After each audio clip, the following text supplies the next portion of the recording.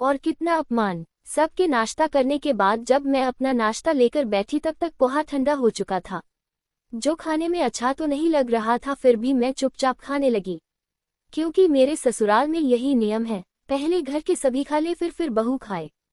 और ससुराल क्या, मैंने अपने मायके में भी यही देखा है। जब तक दादी थी तब तक क्या मजाल कि माँ कभी दादी या पापा से पहले खा लें। वह तो उन दोनों से पहले चाय भी नहीं पीती थी।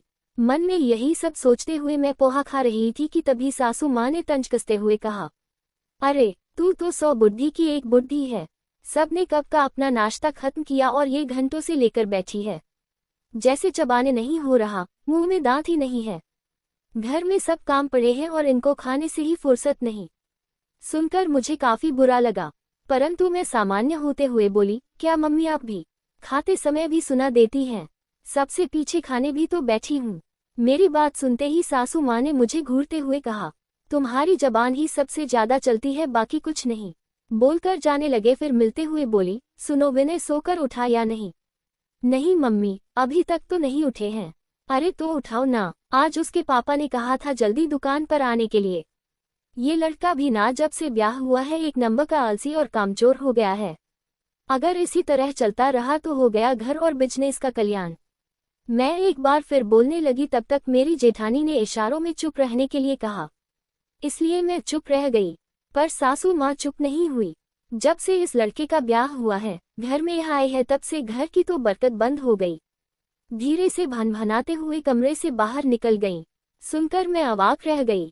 तब तक जेठानी ने आकर कहा, शांत रहो, ससुराल में इस तरह के तानों से दो चार होना पड़ता है। अब मैं आगे बढ़ूं इससे पहले मैं अपने बारे में बता देती हूँ। मैं रजनी, इस घर की छोटी बहू। अभी 6 महीने पहले ही मेरी शादी हुई है। उच्च शिक्षित हूँ, मेरे पति का अच्छा बिजनेस है। मेरे घर में सास ससुर, जेठ जेठानी, उनके 2 बच्चों के अलावा हम दोनों पति पत्नी हैं। घर में सब अच्छे हैं, मेरी जेठानी जी भी बहुत अच्छी हैं। अगर सबसे बुरी कोई है तो वो मैं हूँ, क्योंकि मुझे किसी की गलत बातें बर्दाश्त नहीं होती। ऐसा नहीं है कि ससुराल में आकर ऐसी बन गई हूँ। बचपन से ही मैं स्ट्रेट फॉरवर्ड हूँ, जिससे मुझे ज्यादातर लोग पसंद नहीं करते। मेरी माँ ने मुझे कितनी बार सिखाया, तुम जो बोलती हो वह सही रहता है, लेकिन बोलने का तरीका थोड़ा गलत है, इसलिए अपनी बात कहने का तरीका बदलो।